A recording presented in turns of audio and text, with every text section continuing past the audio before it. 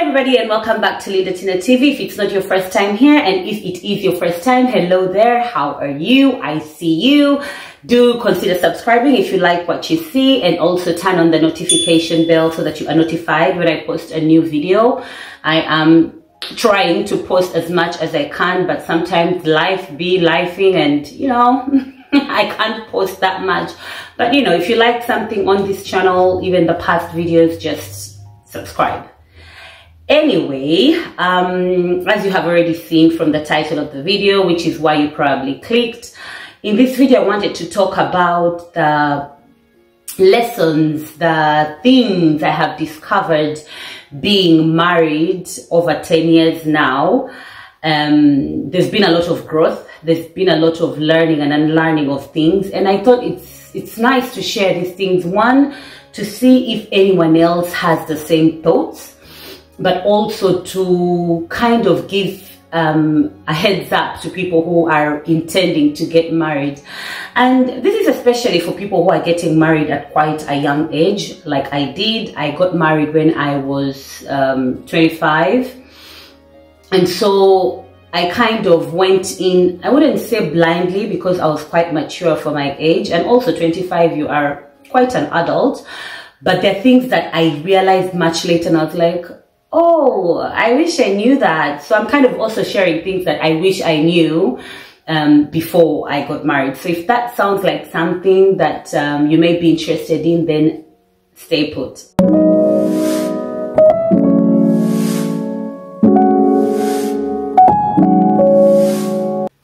So I've always been of the belief that love is not enough. Love is what is going to bring you together, obviously, but it's not enough. It's not what's going to keep a marriage going and a marriage sustainable, if that makes sense. And I'll dive into the first one. The first thing that I have learned on this journey, on this marriage thing, is when you marry someone, you also marry their family. I've had many people say that I don't care if the family likes me or if he doesn't like me. I don't care if I like his family or not. And it sounds very romantic actually when you hear it. I remember a friend of mine very many years ago told me about how her husband actually dropped his family to be with her because the family didn't really agree with their marriage. And I thought, oh my God, that is amazing. First of all, I'm very close to my family, so I can't even imagine dropping my family to be with someone if my family doesn't like him. But that aside, sometimes some things are difficult and there's no other way around it. I get that, I understand, no judgment there. But what I'm saying, that when you marry someone, you marry their family. Literally, your kids are going to be this family. How they treat you, how your family treats him, the family becomes becomes a part of you that there's no way of escaping it, if that makes sense. I know people who have cut off their in-laws, who have cut off their families. These things happen, but you have to really be careful about the people you marry into. Families have things going on. Some families, you don't even want to be a part of their drama. You don't want to be a part of their history. You don't want your children to be part of their, you know, of their community. So the family in which you marry is actually very important. The family of the person you marry, they're going to influence the cultural aspect of your family, obviously, especially if you're marrying abroad. Someone like me, I married in an Italian family, which is totally on the other side of the world, or totally different culturally from where I come from. You're marrying a different race, so all that comes into play in a marriage long term. I have also learned that you should take advice from people like me out here on YouTube talking stuff. You should take advice from people with a pinch of salt. Why? Because every marriage is different. Every situation is different. You come from different backgrounds, different circumstances, even instances that can seem similar are different. And that's why you see when people are having marital problems or when people fall in love, I feel like you can advise as a loved one, but only these two people who are involved in that thing can actually know where they want this thing to go and how they want it to go. Like, you can never, as a third party, you can never really know the dynamics of what's going on in that relationship. So when someone gives you advice, just take it with a pinch of salt. What works for one person may not work for you. So that was also a very important lesson to learn, because when you get married, before you get married, people are going to come with all these things to make your marriage work. You should do this for your man, you should do this for your woman, and then you'll meet this man or woman who doesn't like any of those things, you know. So make your marriage work for you and your partner as individuals, not because it worked for someone you know, not because it worked for your mom or your dad. You know what I mean? Kids are going to change the dynamics of your relationship. Let me repeat that. Kids are going to change the dynamics of your relationship. Now, for some people, this is what is going to make their marriage blossom and grow into this thing.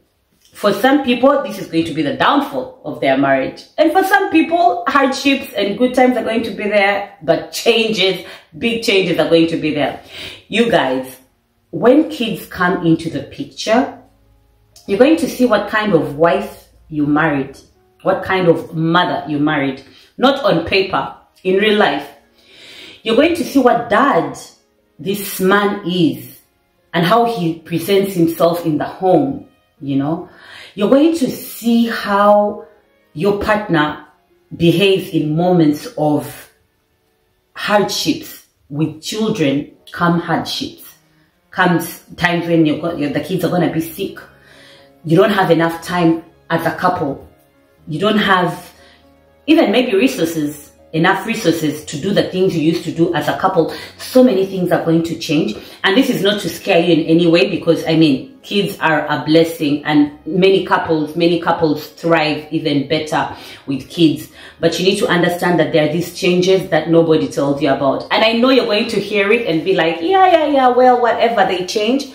But yeah, they really do change the dynamics of your relationship. And I realize that when kids come into a relationship, into a marriage, then you have to be very, very, very intentional about the focus you put on you as a couple. And what's interesting is that when kids come into a relationship, into a marriage, we focus so much on the kids, but then the kids grow, and then you're like, okay, so now? So yeah, that is something that I have learned. Attraction is important. Now, people are going to tell you you shouldn't marry for the looks, you shouldn't marry for the body, because these things change, and they are right.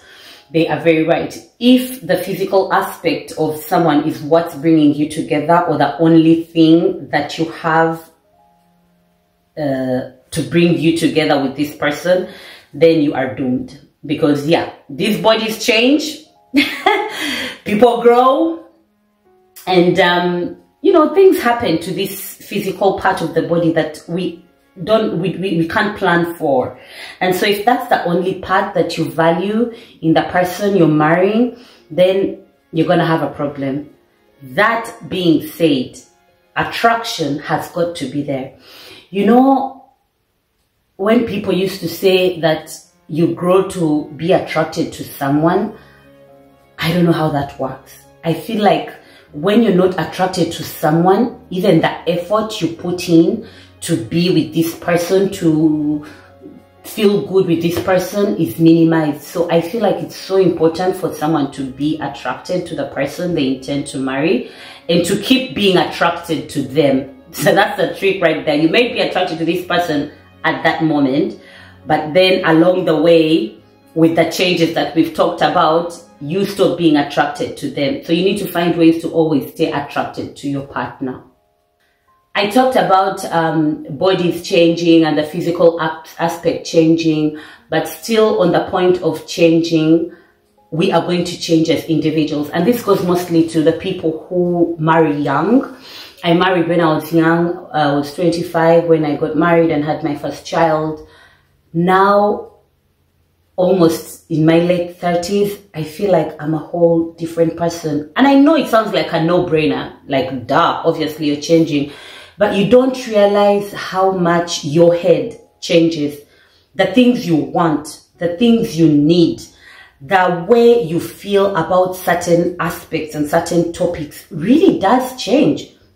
Don't get me wrong, there are people who just don't grow like that. Like this, they're going to be in the same spot you found them and left them.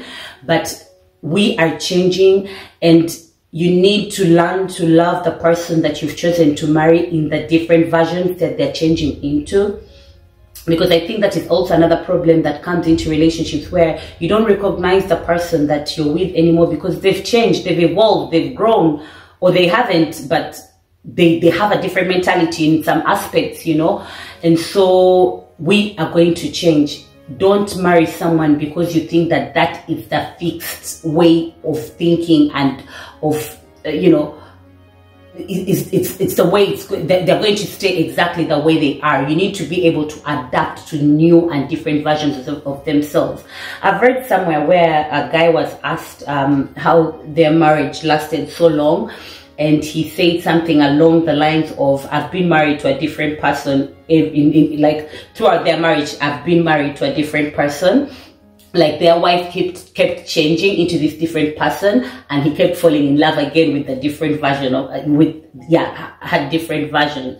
And I thought that was interesting, but also very true. Don't marry potential. Now, I know this may be an unpopular opinion, but I feel like you should like the person that you're marrying the way they are and be okay with them staying there long term. Like, don't marry someone because you think, you know what, maybe in the next year or two he'll be this. Maybe in the next 10 years. It's nice to believe in your partner. It's nice to see growth in your partner. It's nice to support growth in your partner. But you should be okay with this person, because when you marry potential, you're going to keep waiting and expecting that change, you know, that better that may or may never come. So if you're not okay with the person the way they are at their current stage, don't marry them. You're not always going to like your partner. And honestly, I would even add and say you're not always going to be in love with your partner. Like, there are times you're going to look at this person and be like, what the hell? Like, what the hell?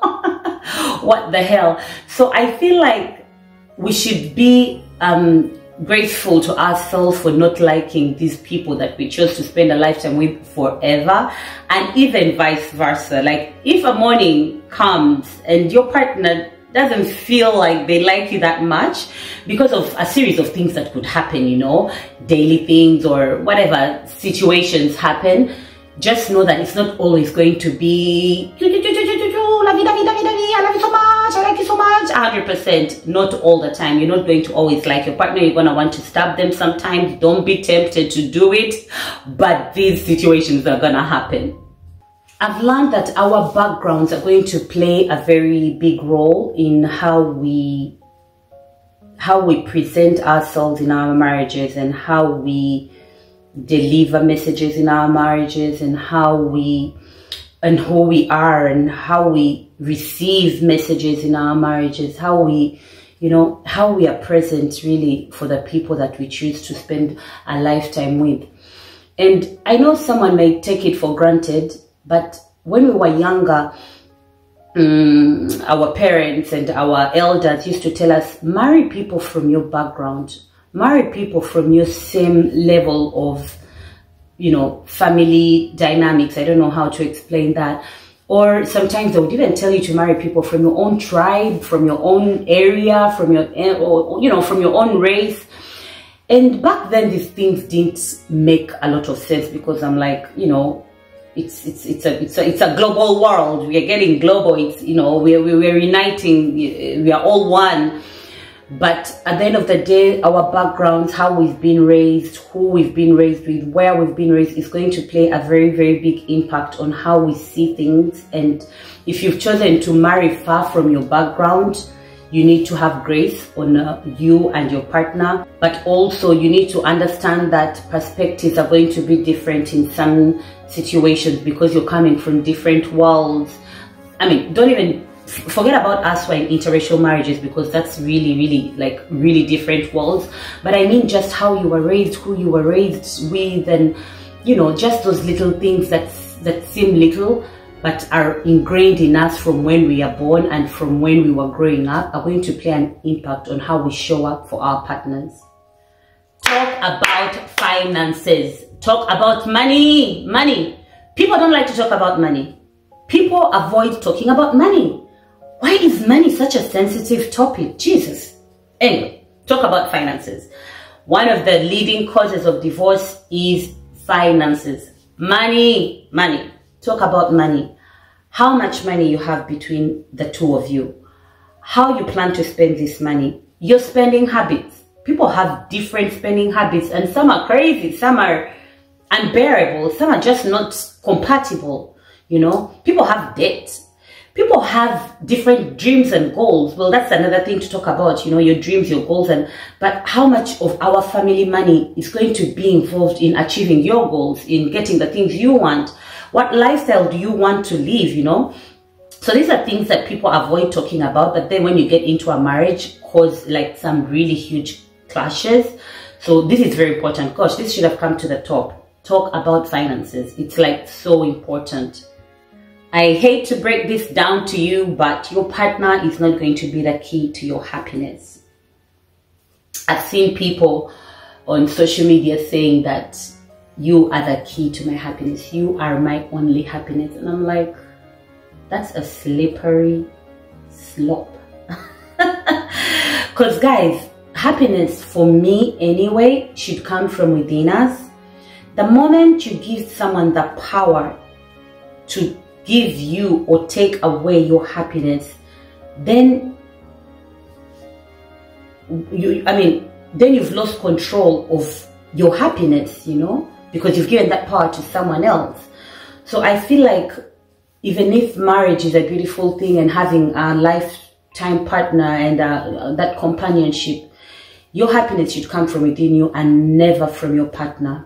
This is something I've learned. Every time you feel like someone owes you this happiness because you married them, you are making these expectations, one, heavy on the other person, but also you're creating these expectations that may be realistic or not realistic to make you happy, but not coming from you, coming from someone else.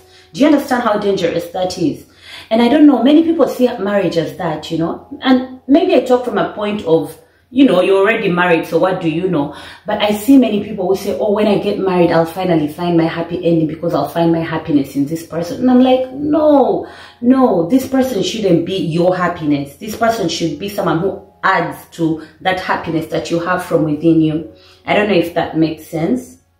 Another thing I think is very important to talk about in marriage, when you get married, as you get married, is your values and beliefs.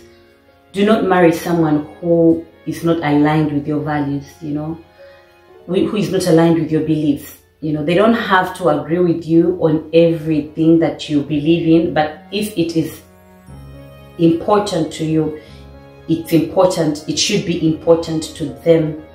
If it's important to you, you should be aligned in some way. Those are what they call deal breakers, you know. But sometimes it just goes over our heads. You know, he believes in this, but I believe in that. But then, oh well, these are your values. This is how you're going to raise your kids. This is how you want your family to look like. So it's important that you're on the same page when it comes to your values and beliefs, especially even culturally. You know, some people culturally, you have some things that are important to you. It's important for your family to you know, for him to come and ask for your hand in marriage from your family, but he doesn't feel like that's important. It's important for him to have a wife that's going to be a certain type of way in the home, present in the home, and it's not those are not your values, those are not your beliefs.